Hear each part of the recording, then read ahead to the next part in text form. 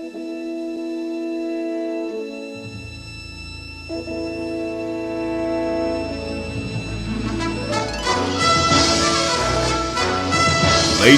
and gentlemen, you are listening to MoonKast Radio. Ladies and gentlemen, women and gentle germs, this is the one and only Griffin G. Child, and I am back once again with another explosive and exciting MoonKast episode. That's right, this is another special edition of the MoonKast. Today's date is actually July 13th. I told you guys on the last one that I may make a show around the 15th, but I wanted to see where some of the free agents would end up going, and boy, do we have a whole lot of movement. I'm not really going to get into a whole lot of the big free agency news in this podcast because I feel that there are a lot of other pressing and alarming issues I would like to talk about. This may be a controversial MoonKast where some people may not like my opinion, but it's all good, because if you don't like my opinion, you can always feel free to leave comments and feedback and express your opinion, because the whole thing is about everybody being able to express themselves in a calm and professional manner. So once again, the MoonKast has been brought to you today by Moonbase Chronicles, the double LP from yours truly, Griffin G. Child. Release date was supposed to be July 7th. I know it got pushed back from June 7th to July 7th. We're going to go with July 21st now. So one more pushback. I do apologize. But like I said, if I don't put the album out right, I know there's going to be a lot of feedback and backlash. You didn't do this, you didn't do that. So I'm still taking my time with it. So one more week, I promise. I'm going to get the album out and put it online at that time. So July 21st for an online release. To get an actual physical copy, that will be to be determined. I'm still working on a few things. As I told you guys before, I'm expecting the birth of a new child. Should be a boy. Very thankful. Feel blessed. It's a blessing from heaven. So I am waiting on that. So that has a little bit to do with why the music isn't done. There's only so much time in the day, a lot of things going on, running around. You know how any parent knows how it goes.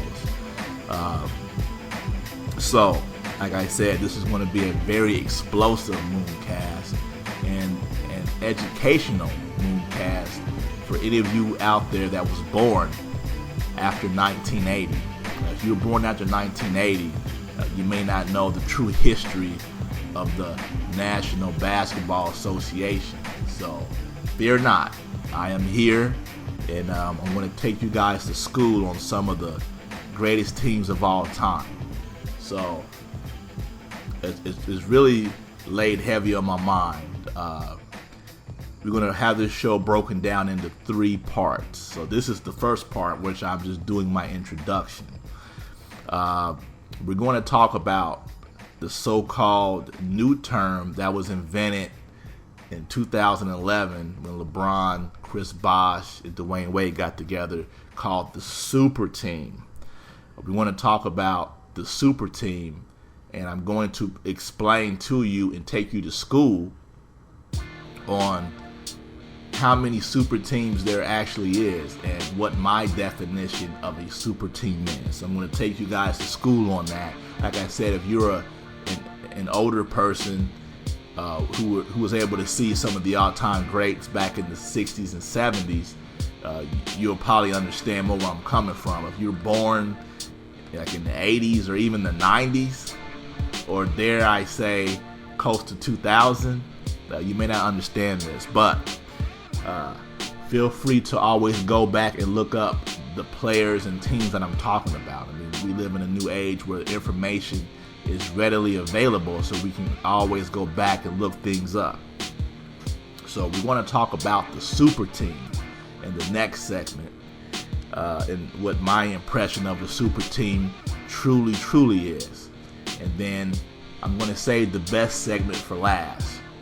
I'm going to talk about the move that Kevin Durant made to join the Golden State Warriors. So it may be controversial to a lot of people who are going to disagree with what I say.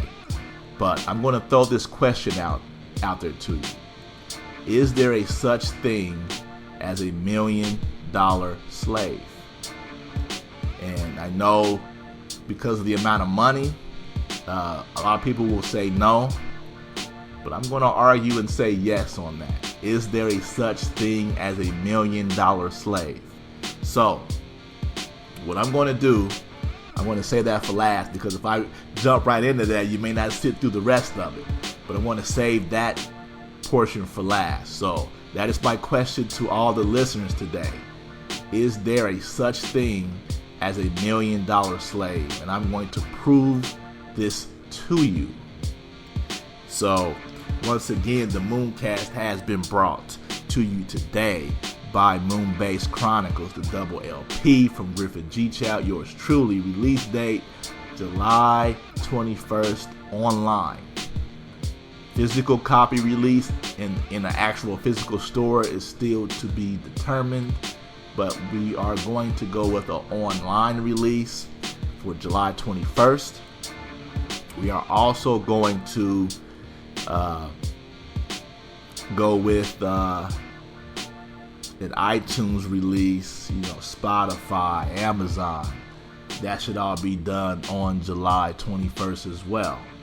So the physical copy to go into the actual stores, it's going to take more time to mass produce and duplicate those copies and get those distributed. But as far as we all know, in this new age with the online experience, you can just upload and get everything moving and get it going. So once again, July 21st on the Moon-Based Chronicles album. Like I said, is there a such thing as a $1 million slave? So this is going to be a great show. Could have a lot of people disagree, but it's fine with me. It's all good as long as everybody keeps it professional. That's all that matters in the end. So, with that being said, we are going to take a pause for a station identification, and I will be back with you shortly. The MoonKast has been brought to you today by Moon-Based Chronicles, the double LP from yours truly, Griffin G. Chow. Release date is 7/21/16, July 21st. 2016. Also, the MoonKast can now be listened to on the SoundCloud app. Type in MoonKast and search for the MoonKast. Once again, MoonKast. Search for MoonKast. Now available on the SoundCloud app. And now, back to the show.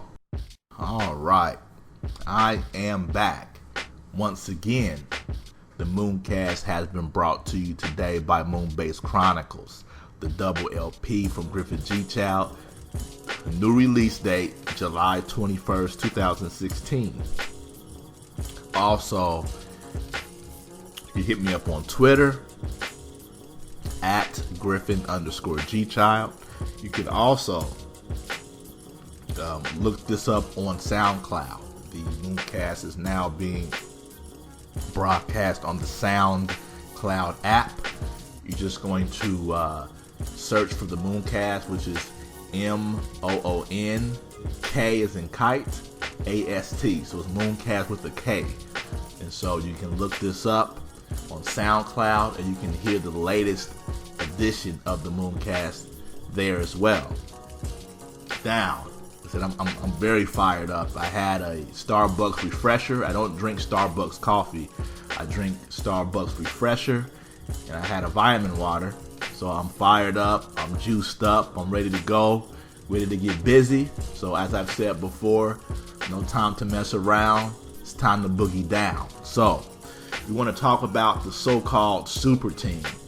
So what we're going to do, like I said, for the pure basketball historians, I'm going to rattle off some teams from the past in the NBA, National Basketball Association, and I'm also going to rattle off some players from those teams, and then I'm going to come to a conclusion at the end of that, and I'm going to see if you guys can keep up and if you guys can follow where I'm coming from. So let's start this thing off from the very beginning here. We're going to start it off. We're going to talk about the 64 and 65 Boston Celtics. I want to name off some names here. We got Bill Russell. We got Sam Jones. We got John Havlicek. We got Bob Cousy. We got the 66, 67, 76ers. Wilt Chamberlain, Hal Greer, Chet Walker, just to name a few.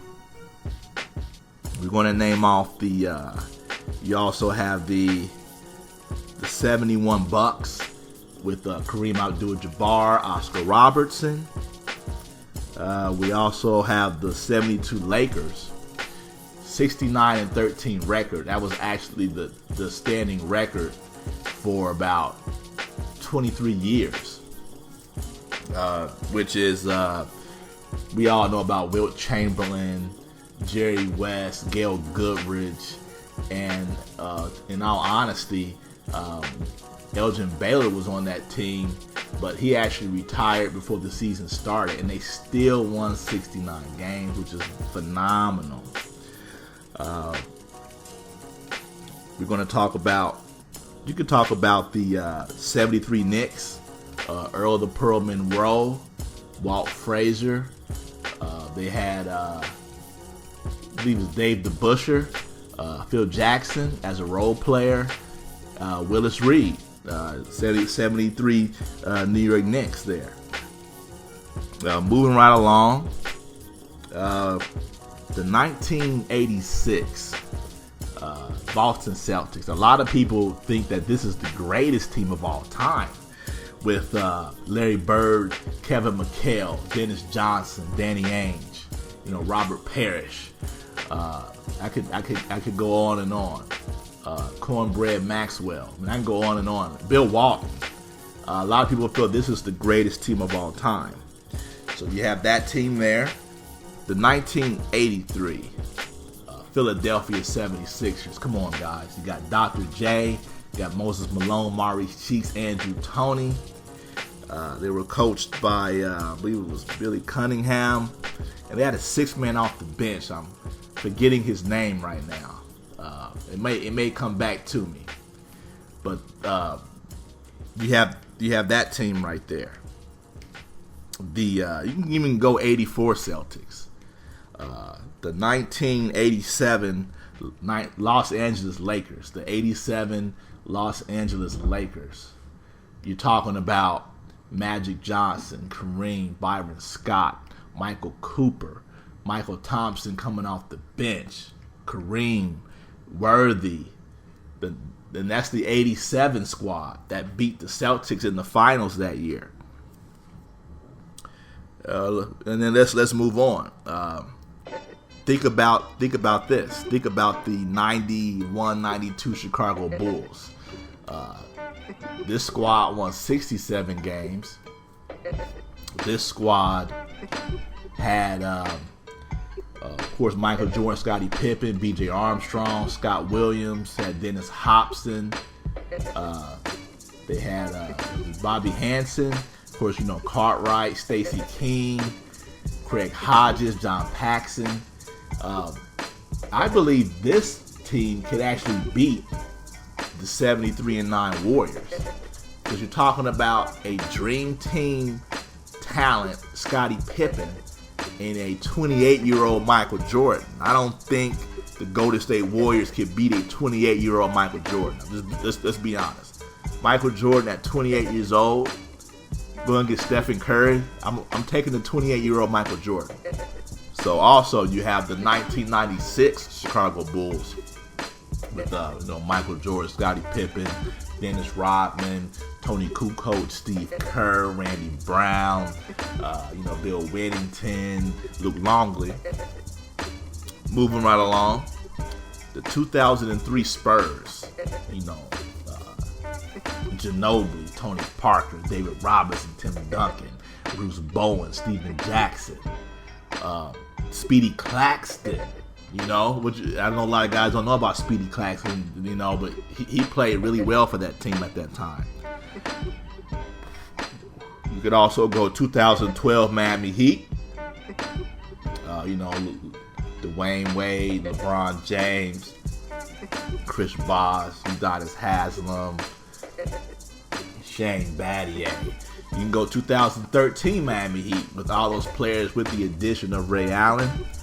And you also have the 2014 Spurs here, Duncan, Parker, Ginobili, Kawhi Leonard, Boris Diaw.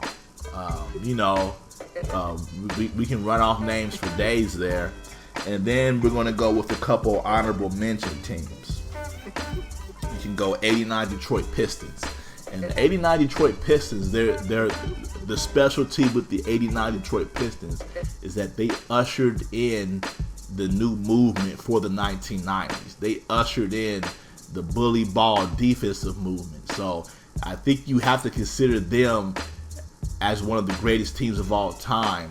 And if not one of the greatest, one of the most important in NBA history, period. They ushered in the bully ball defensive movement, which you can see in today's game, except the flagrant foul calling and things of that nature has trimmed it down. But the Detroit Pistons are very key because they ushered in that movement there. You can also we could go 74 Celtics with Dave Cowens. You can throw them in the mix. There's a lot of other teams you can throw in the mix. You could throw the 2001 Lakers in the mix, who stormed through the playoffs when Shaq and Kobe were at their peak, just destroying teams when Shaq was at his peak, just killing all the big men, whoever tried to guard him. Go back and watch that Philadelphia 76ers finals, where Dikembe Mutombo, one of the best defensive big men of all time, tried to guard Shaquille O'Neal, and he had no luck. There was nothing he could do at all. Where Shaquille slaughtered him. And so, by naming off all these teams, and also, honorable mention the 2008 Celtics with Kevin Garnett, Paul Pierce, Ray Allen. They also had James Posey. They had P.J. Brown. So they had a lot of guys come off the bench. They had a young Tony Allen. So that was a lot of people didn't understand that was a great defensive team. If you look at all the teams I named off, if you go back and check the records, all those teams won over 60 games, and I would have to say at least 75 to 80% of the teams I mentioned won over 65 games. In my opinion, this constitutes a team as a NBA super team. So for all of you youngins out there, myself included, but I have done the research. There's been teams throughout the history of the game that have dominated the NBA and that has made changes or implemented changes throughout the game. For example, the key was widened because of Wilt Chamberlain, which also affected Shaquille O'Neal. The perimeter defensive calls were changed because of Jordan. And the defensive rules were changed because of the Pistons and also the Bulls, where the scores had kind of dropped real low into like the mid-80s, and teams didn't score that much. So that has a lot to do with the defensive assignments. So I've named off all of these teams. So the super team did not start with LeBron James, Chris Bosh, and Dwayne Wade deciding to team up together.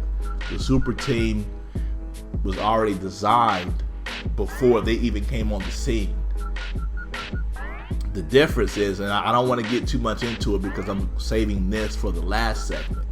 The difference with a lot of the teams of the past is that the general managers of the teams drafted and brought the players in.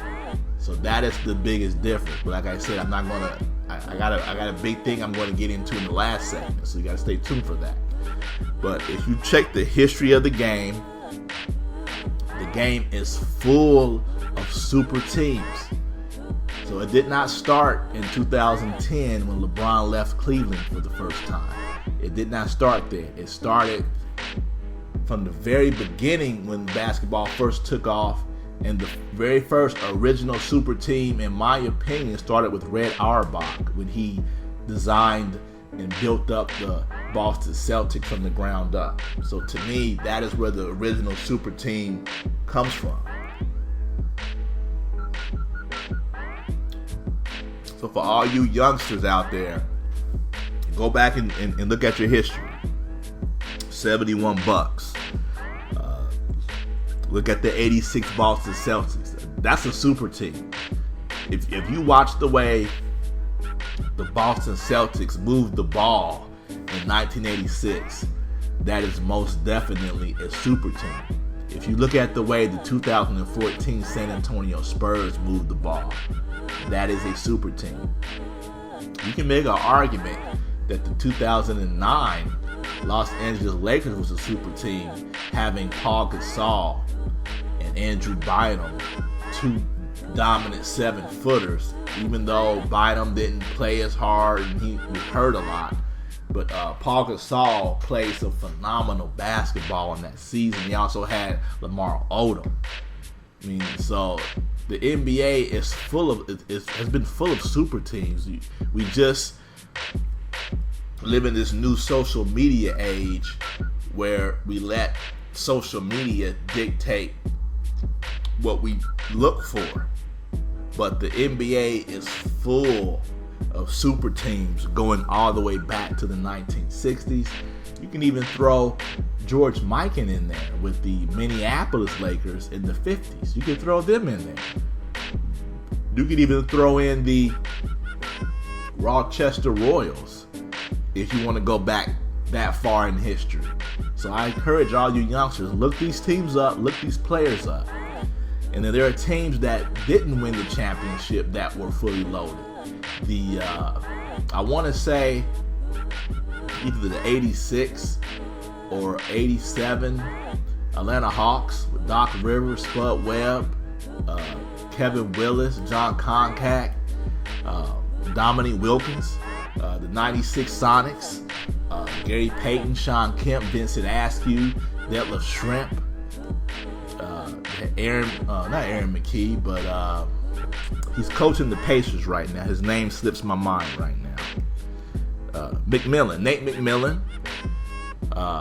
So there were teams that didn't win it that you can still consider as a super team. The 86 Houston Rockets, who lost to the Boston Celtics in the finals with Akeem Olajuwon, Ralph Sampson, John Lucas.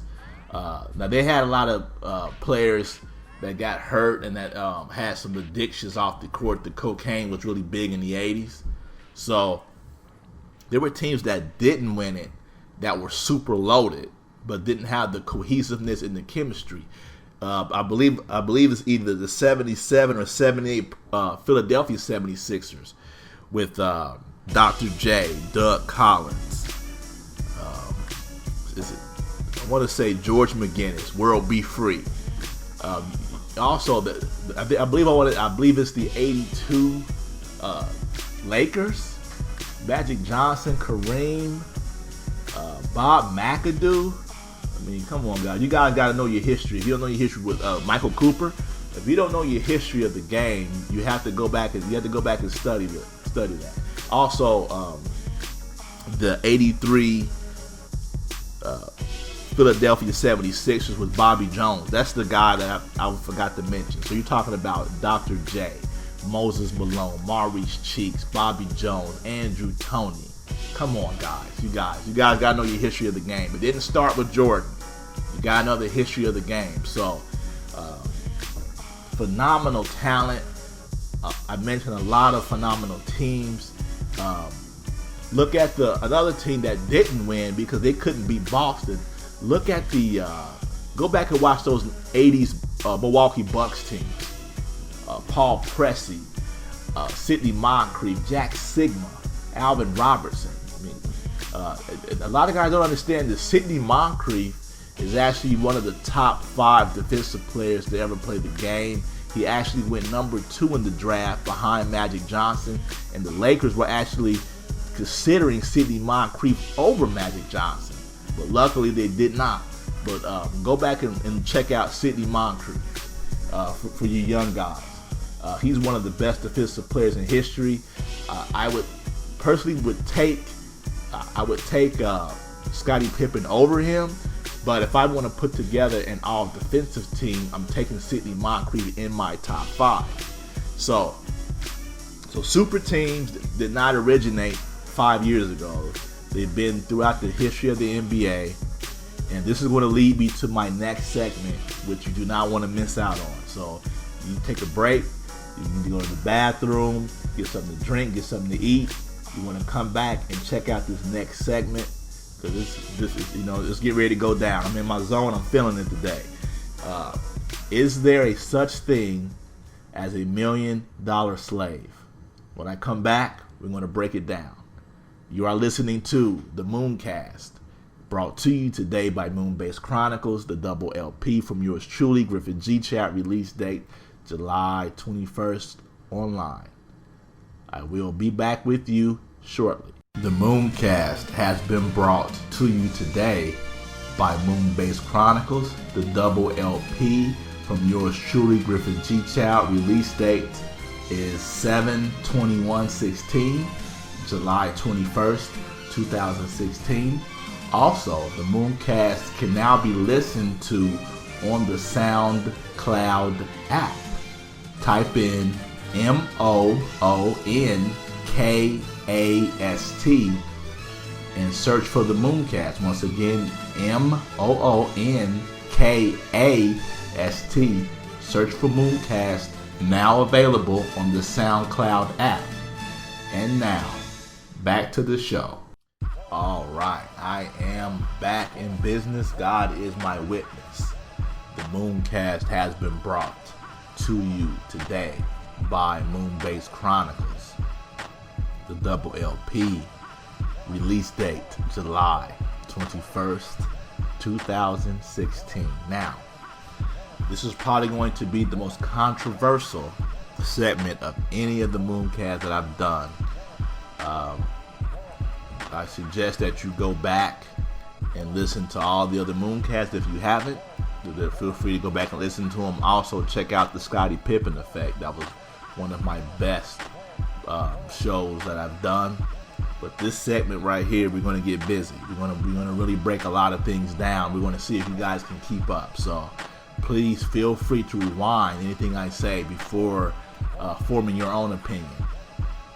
So we want to start this off with a guy whose name is William C. Rhoden. Last name is spelled Rhoden. I haven't read his book yet. I've heard about his book. And his book is called $40 Million Slave. So I haven't read it myself, I'm being honest. But I do suggest that you go out and check out this book. You can also look him up. He should have videos and things on YouTube as well. We're going to talk about, is there a such thing as a $1 million slave? So let's start this thing off real quick.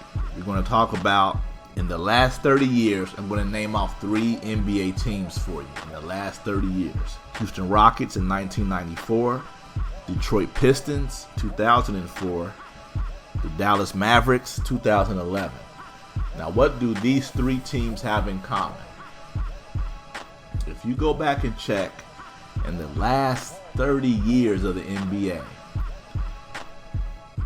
these 3 teams are the only teams to have at least one All-Star, one Superstar, and one Hall of Famer to win an NBA championship.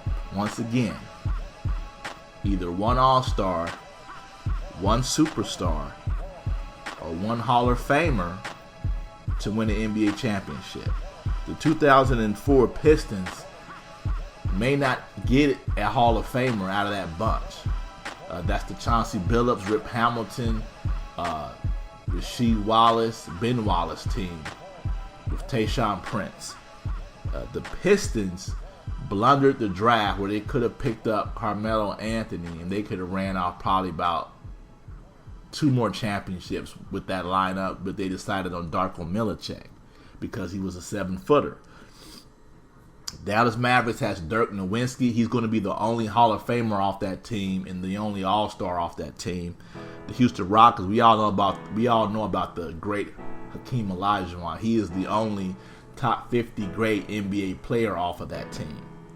So in the last 30 years, you've only had 3 teams win a title with just 1 superstar.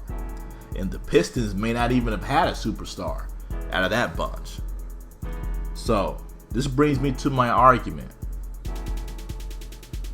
If you have a chance to get a once-in-a-generation player, you have to go all out to get that player. Whether that means tanking, whether that means clearing salary cap space to sign that player, you do whatever you have to do to get that player. Because history shows you that it at least takes 2 Hall of Famers to win a title.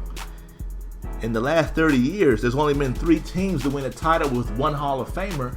And as I was telling you, the 2014 Detroit Pistons may not get a Hall of Famer out of that bunch. They may or may not.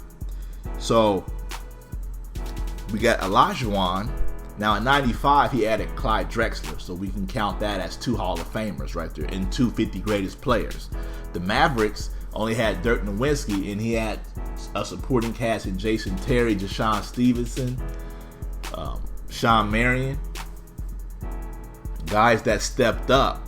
But Sean Marion may be a Hall of Famer. So we're going to have to keep our eyes on that. He does have the numbers to support being in the Hall of Fame. So Sean Marion may actually make the Hall of Fame, but we're not sure yet. We got to see on that. But as of today, the last 30 years, only 3 teams have won an NBA championship with 1 Hall of Famer, and we can't even count the Detroit Pistons in 2004 right now.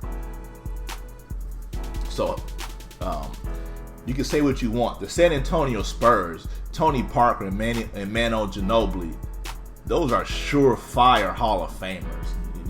No question about it.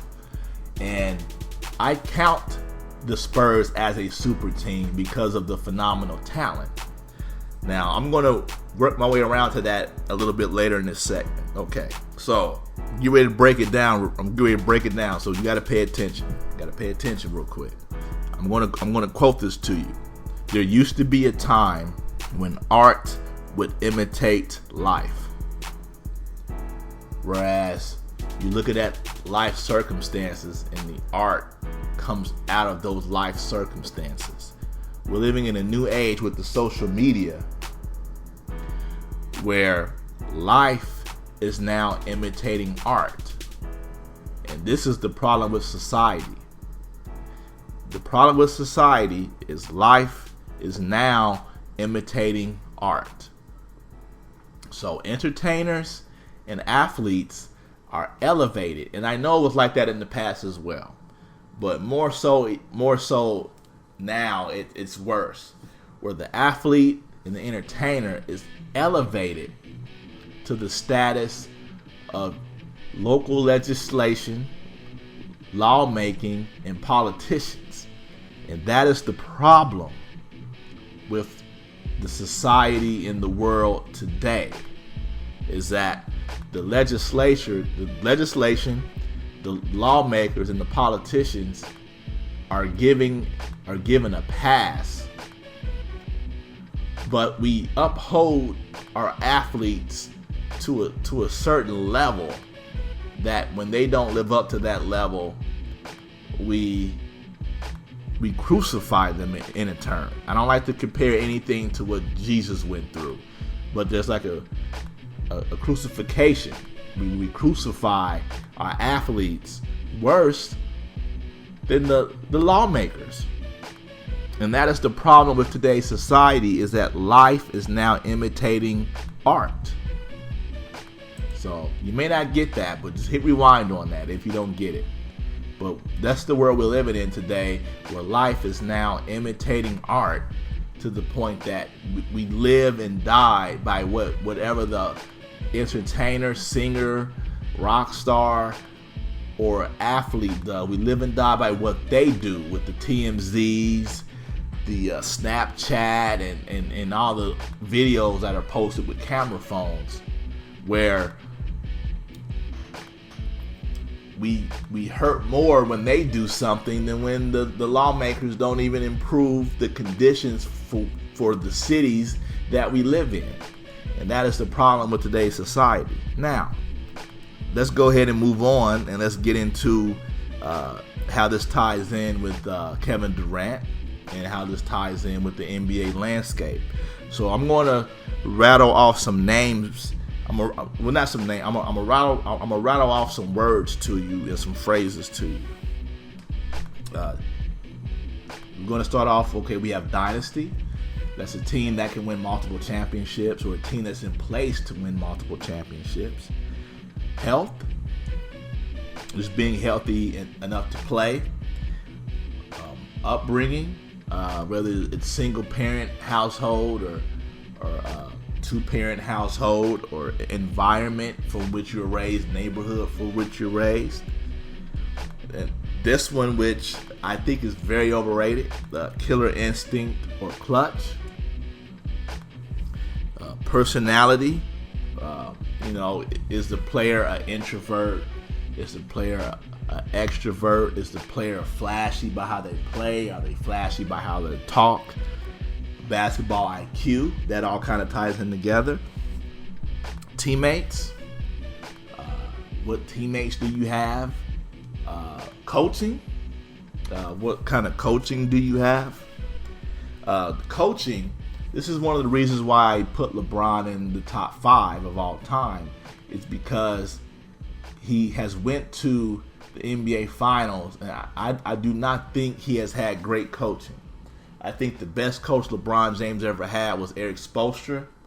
I actually think Paul Silas, his first coach in Cleveland, would have been good for him if they would have kept him longer. He would have been more of a mentor to him, or more of a father figure to him. Spoelstra's probably the best coach he ever had. At the same token, Eric Spoelstra inherited LeBron in his prime. He inherited LeBron at 25 to 26 years old until he was 29, 30. So I'm not really sure if it was great coaching by Spoelstra or it was just LeBron being in his prime.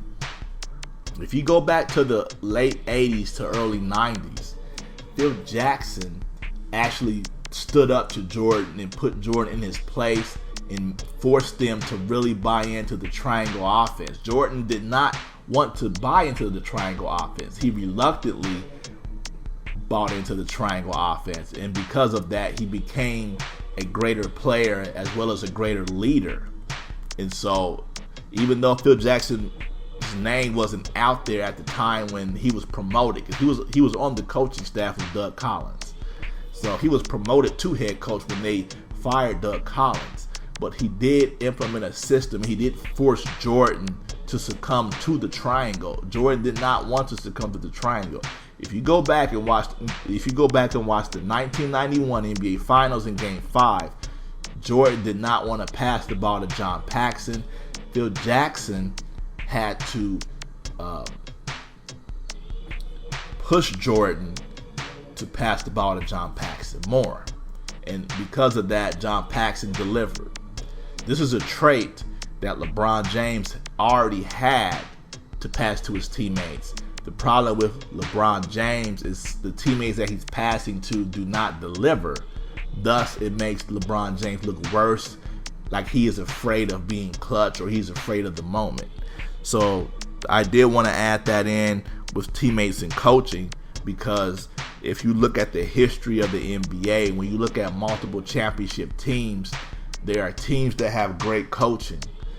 Even the Rockets, when they won back-to-back, Rudy Tomjanovich was able to get them to buy into the underdog status of never underestimating the heart of a champion. You look at the Lakers, they had Pat Riley. Before Pat Riley, they had Jeff Heathcote, who kind of implemented the run-and-gun style where Pat Riley pushed it to a further extent with Showtime. But Pat Riley was able to adjust to his players, which is very key. He adjusted to his players when he got to New York. And he ensued on a form of bully defensive ball, took it from the Detroit Pistons. So in this regard, Pat Riley has to be one of the top coaches of all time because he developed his style that suits his players. On the flip side of that, you also have Red Holzman, who coached the New York Knicks back in 71 and 73 to championships. You also have, of course, the great Red Auerbach. I already mentioned Phil Jackson. You have the great Red Auerbach. And Greg Popovich, maybe one of the greatest of all time, who he is able to get less. He's able to get more out of lesser role players. Now, in the 2016 NBA playoffs, I believe that came back to bite him because you still need superstars to win a championship. And I believe that Kevin Durant and Russell Westbrook were just too great for the Spurs. Even though the Spurs have a great system, they were able to beat the system because their top two players were just too great. So, I just talked about teammates and coaching. We're going to talk about drive and determination. That's another word I want to throw out. How great does the player want to be? Does the player want to be out in the nightclubs, run the streets? Does the player want to be focused and study? We want to talk about legacy. I'm starting to associate two other words with legacy. And it's going to be, I'm associating ego and pride with legacy. Legacy to me is what you leave after you're done playing. But on the flip side of that, there's a lot of male ego and pride mixed into there. And that part of the legacy I do not like. Now, last but not least, the most important word out of all, in my opinion, is fate. Some can call it luck, some can call it blessed. I'm going to call it fate. That is more important than anything else I'm going to mention in this segment. Is fate. And along with fate, market, which is the size of the city, and also the team. So, Magic Johnson, I believe it was fate for him to go to the Los Angeles Lakers. I believe there's a higher power involved. I know some of you out there may be agnostic or atheist or may believe in a lot of different things. I do believe there is God. There is a God. I do believe that God does care about sports, because if God did not care about sports, there would not be a 6'8", 240, 250 pound LeBron James. At the same token, there would not be a 6'3" Stephen Curry, who's the best shooter in history. What if LeBron had Stephen Curry's jump shot? How great would LeBron be if he could shoot the three ball like Curry? He'd be the best to ever play the game. So to my opinion, God does care about sports. He does care about the size of an athlete, and he designs athletes. So this part may be controversial to you out there who do not believe in that philosophy. But I believe that Michael Jordan was created to be what he was when he was born. Now, of course, you have to have the free will to have the drive and determination. That's why I mentioned that beforehand. You have to have the drive and determination. Once God gives you the talent, you have to have the drive and determination. So, having said that, Larry Bird drafted to a team that was in the process of trading Joe Barry Carroll to Golden State to get Robert Parrish, and then drafting Kevin McHale in the draft. So you're bringing in McHale and Parrish in the same draft with a rookie Larry Bird already coming in from the 1976 NBA draft. I do not know how in the world they were able to draft him and still let him sit in college. So that ties into my article on how to fix the NBA draft. I spoke about that about 2 or 3 MoonKasts ago. So if you want to hear my fix on how to fix the NBA draft, you want to go back and check out. It should be MoonKast number 12. You want to go back and check that one. So having said that, Michael Jordan, once again, drafted by the Chicago Bulls, number 3. So if you look at it, the Chicago market is the number 3 size market in the United States. The Los Angeles Lakers is the number 2 size market in the United States. And I believe that Boston should be in the top 10. I don't have the exact number for Boston, Massachusetts. I know New York is the number 1 market. But you're talking about having a top 10 market in Larry Bird with the Celtics, a top 10 market with Magic Johnson with the Lakers, a top 3 market in the Chicago Bulls with Michael Jordan, and also you had Dr. J at the time with Philadelphia. So you're talking about your large media markets with great, once in a generation Hall of Fame players leading those markets. So the NBA was able to blossom at that time because of those markets. On the flip side of that, those markets were able to draft and trade and sign players to keep those markets dominant throughout the 80s and into the mid-90s with the Chicago Bulls. That is the difference in today's game. Now, of course, with the technology, the internet, the market, players don't gravitate to markets the way that they used to. Now, having said that, I want to name off one player Pacific, a guy by the name of David Bing or Dave Bing, and I also want to name off Oscar Roberts, even though he did win a championship. These are guys who were kind of stuck in certain markets and weren't able to win because they kept going against the mighty Boston Celtics, where they went against Wilt Chamberlain, but they could not pick where they wanted to go. They were locked into these teams. David Bing or Dave Bing was a great player, but he was stuck with the Detroit Pistons, therefore unable to really win a championship because he was not able to have the same amount of talent to help him win. Those are just 2 players in general. I can name off Lenny Wilkins from the St. Louis Hawks.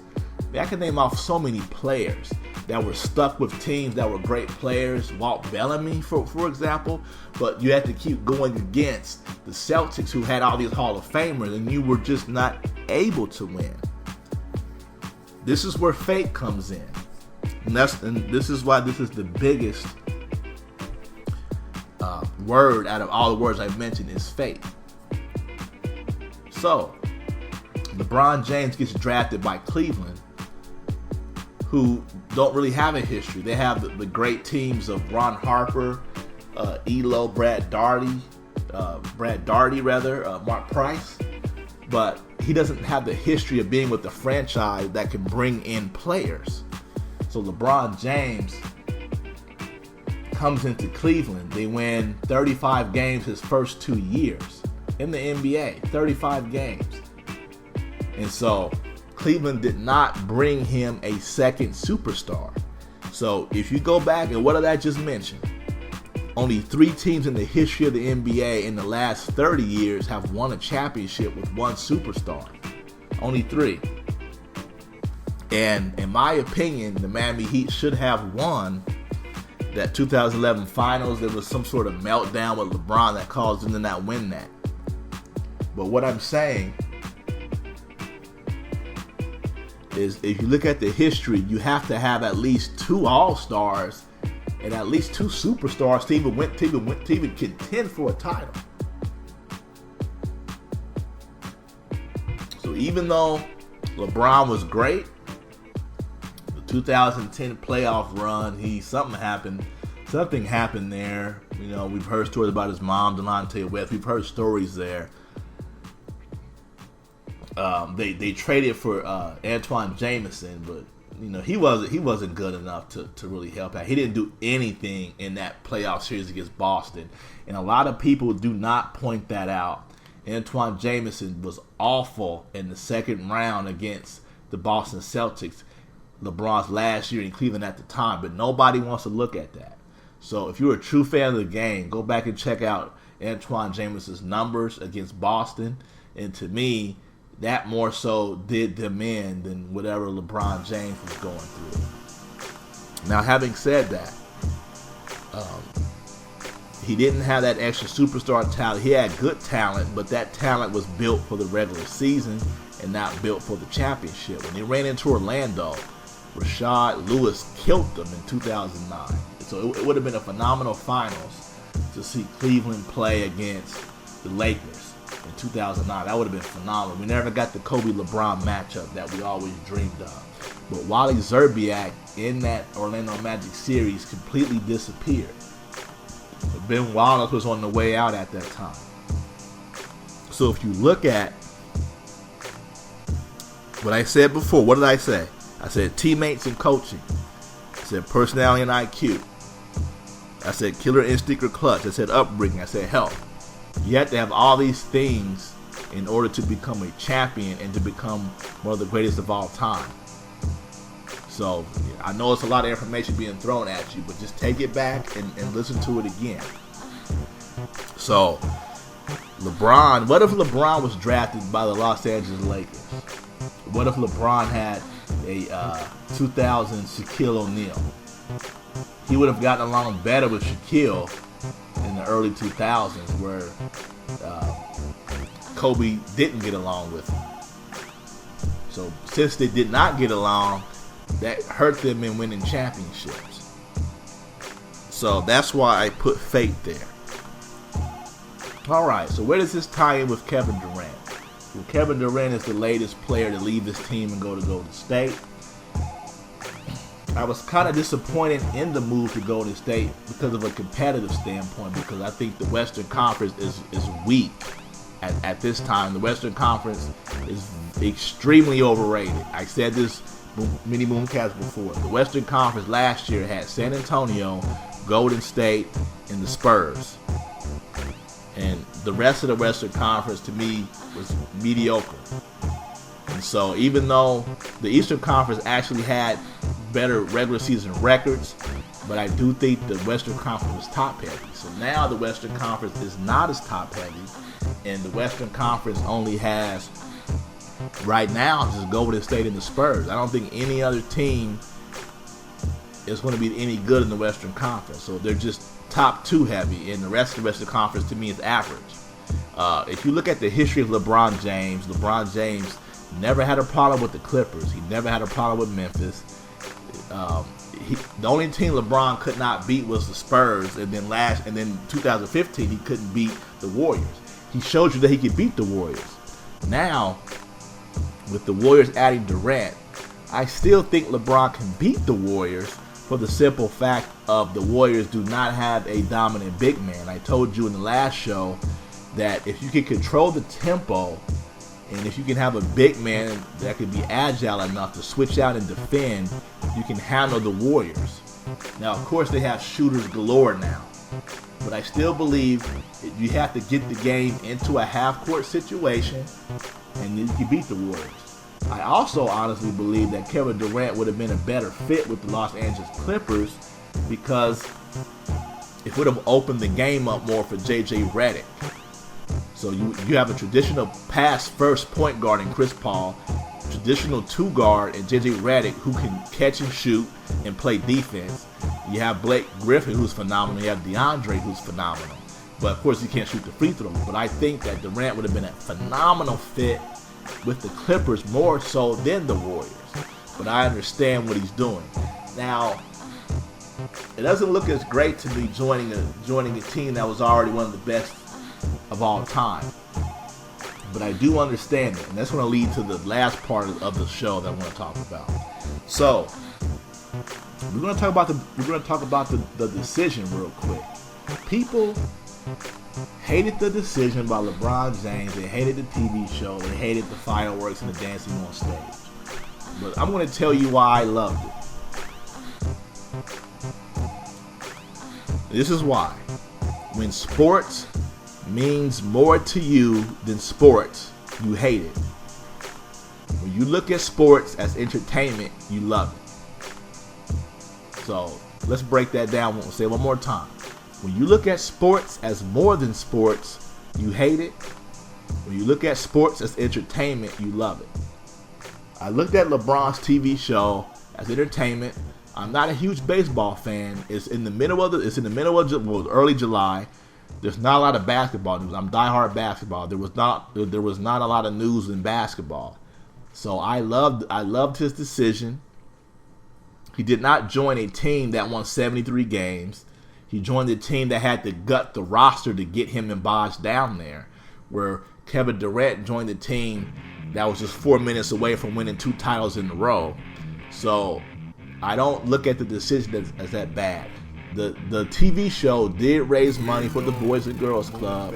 He did not bash Cleveland during the decision. He did not say anything bad. He just said he wanted to move on.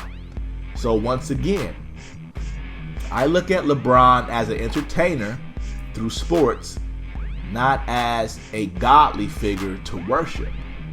And this is leading me to my last segment. When you burn a person's memorabilia that you have spent your hard-earned money for, you are worshiping that human being, and that is part of idolatry, which I do not believe in. If I buy a LeBron James jersey and he leaves the team, I'm still going to rock that jersey. I'm not going to burn it. If I buy his shoes, I'm not going to go back to the mall and take the shoes back. That is worship. And that is really the biggest issue in today's society, is that we worship athletes and entertainers. So we look at athletes and entertainers as bigger than what they really are. And when they let us down by making a decision that they want to make, we crucify them in a form of how Jesus was crucified. Now, this is going to sit with a lot of people the wrong way, and that's why I said this could be controversial to a lot of people. But if I'm spending $130 or $200 on a pair of sneakers, I should want to make sure that, first of all, the sneakers are comfortable on my feet. So it doesn't matter whose name is on them. I have to be comfortable wearing those sneakers. So if I want to go rush back and take the shoes back, which is what I'm hearing coming out of Oklahoma with the Kevin Durant Nike shoes, that's worship. And that is the problem with today's society. We are worshiping athletes. And this actually speaks for a bigger problem with society. We dislike our personal lives so much that we have to look for an escape through another human being in entertainment and athletics. So our personal lives are so dull and so boring that we have to cheer and root for Alabama Crimson Tide, and then when they don't win, we want to argue and fight and riot, or when they do win, we want to burn the city down. So it never makes sense to me for a team to burn down the city when you win a championship. So it shows a form of adultery and worship, and that is wrong with today's society. So now, if you're able to keep up with everything that I just said, is there a such thing as being a $1 million slave? If you look at everything I just said, the answer is yes. Kevin Durant doesn't owe Oklahoma City anything. LeBron James doesn't owe Cleveland anything. The lawmakers and local politicians owe the community everything. But because the local politicians, the lawmakers are boring and uninteresting, we let them get away with the high gas prices, the high rent, the high mortgage, the police brutality, and everything else that is going on in the world today. They're responsible. But we want LeBron to boycott games. We want Bruce Springsteen to boycott concerts for things that the local lawmakers and politicians should be taking care of business with. And that is the problem with the world today is that art no longer imitates life. Life imitates art. And so, if you hate Kevin Durant for going to Golden State, that is a you problem, not a Kevin Durant problem. If you hated the decision, you hated the dancing on stage, and you hated the not one, not two, not three, which was basically a pep rally.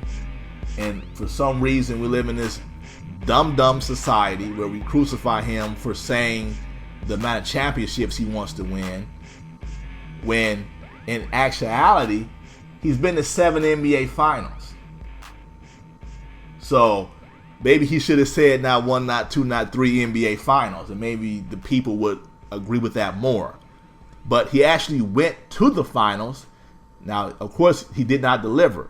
But when you look at why a team does not deliver on winning a championship, go back to the words I just mentioned. What did I just mention? I mentioned teammates and coaching.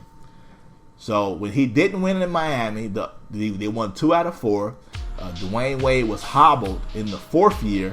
In the 1st year, Dwayne Wade should have took over more, but the chemistry was not there at that point. And then coaching. You see a player struggling, can somebody else come in and lift that player up? It doesn't matter if that player is a star or not. If you go back and look at the 1996 NBA Finals against the Chicago Bulls and the Seattle Supersonics, Michael Jordan's field goal percentage was in the 30s. In the Game 6 clinching game of that championship, I believe Michael Jordan was 9 for 22 or 9 for 26. If you look at Game 7, 1998 NBA Finals, Chicago Bulls against Indiana Pacers, Michael Jordan was 9 for 24, or in that neighborhood. So, teammates, coaching, personality, IQ, killer instinct, or clutch. Now, LeBron James is not a great jump shooter. So, I don't necessarily think that being clutch in the moment. I think it just makes you a good jump shooter. Because to me, you can still have a killer instinct to kick the ball for the pass. You can still be clutch by making the right rebound. The rebound that Chris Bosh made was just as clutch as Ray Allen hitting the three-pointer when the Miami Heat played the San Antonio Spurs in the 2013 NBA Finals. So, having said that, is there such thing as a $1 million slave? Yes, because of the deficiencies in our own personal lives. We want the athlete to do what we want them to do. We want them to stay in Cleveland forever. We want them to stay in Oklahoma City forever. And when they decide they do not want to do that, we crucify them. Now, the last thing I want to say on this segment, and then we're going to come to a close. As a society, this is not only sports, we are programmed, or you could say brainwashed, to me it doesn't matter, to think that ownership has to deliver the championship, or that the ownership has to deliver success. Case in point, 2009 NBA draft. The Oklahoma City Thunder take James Harden with the 3rd pick. Stephen Curry was in the same draft. The Oklahoma City Thunder could have drafted Stephen Curry to Oklahoma. So this so-called super duper team that's in Golden State now could have already been built in Oklahoma. But ownership did not draft Stephen Curry for Oklahoma. So since ownership did not do it, they did not draft it, we have a problem when the player, which is labor, who represents labor, who Kevin Durant is one of us. Of course, he's a multi-millionaire, but he is one of us. We have a problem when he decides to do it on his own rather than ownership doing it, and that is a slave owner mentality. So as a basketball player, we want them to stay in the same community and wait for the slave owner to deliver the talent to us. And when the slave owner doesn't do it, the player is still supposed to stay and put up with it. And that is where I have the problem. Case in point, I had a little bit of an issue with Mike Conley getting the $153 million contract from Memphis Grizzlies. But this is what I want to say. We all want to say the player's not worth it. Nobody should get paid that much. But let's pause that for a second. Okay, there is a cap on what the player can make, but there is not a cap on what the owner can make. So why can the owner make whatever they want to make, but the player cannot?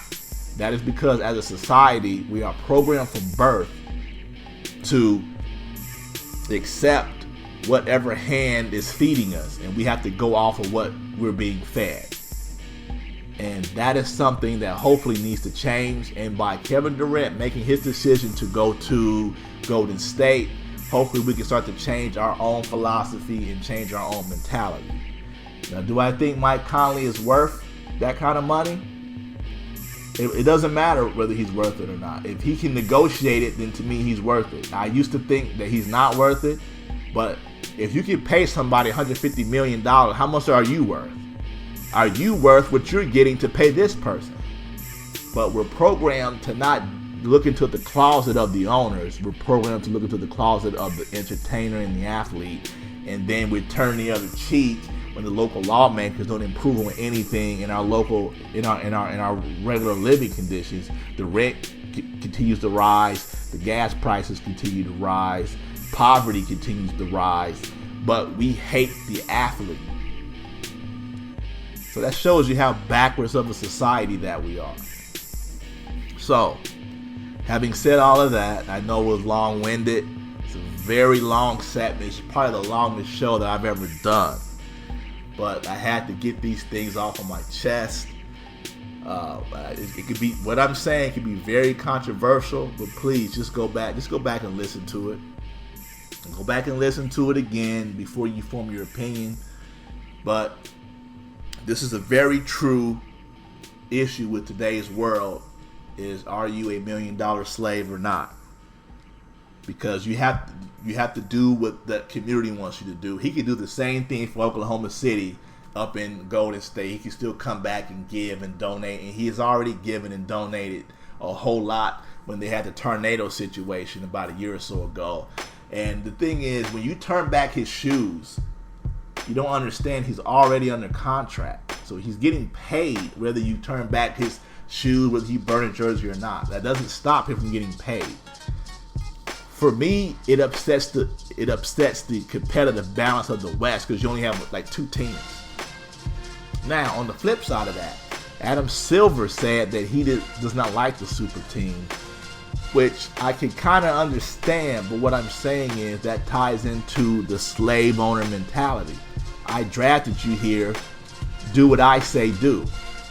And for your Oscar Robertsons, Dave Bing, I can mention many other players.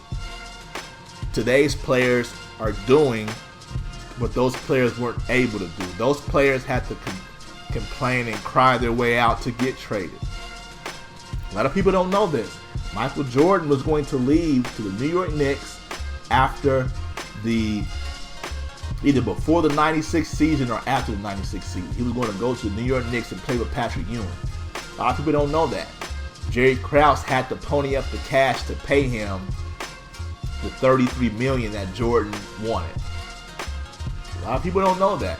Dig that up. Dig up Jordan to the Knicks in the mid-90s. Dig that up. So, very long-winded, but let's go ahead and we're going to move on to what we're going to talk about next time. So we're going to get more into the free agency. Next time, we're going to talk about some of the summer league stuff and some of the draft grades. I was supposed to talk about that on this episode, but I decided to push that off.